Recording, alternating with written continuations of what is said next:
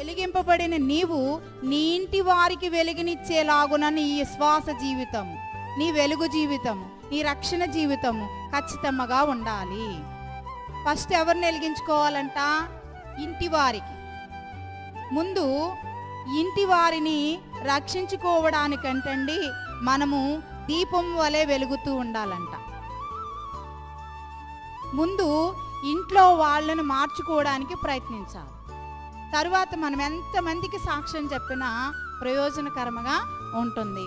దేవుని ప్రియులరా, గమనించినట్లయితే ఇంటి వారందరికీ వెలుగునిచ్చుటకే దీపస్తంభం మీద పెట్టండి. అంటే నీవెక్కడ పెట్టుకుని ఈ రక్షణ వెలిగించుకున్న నీవెక్కడ పెట్టుకోవాలి? దీపస్తంభం మీద.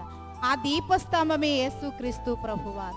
దాని మీద నీవు నిలిచి, లేక ఆయన మీద మీరు ఆనుకుని నీ కుటుంబానికి వెలుగునిచ్చే స్త్రీగా ఉండాలి, లేక వెలుగునిచ్చే యజమానుడిగా ఉండాలి.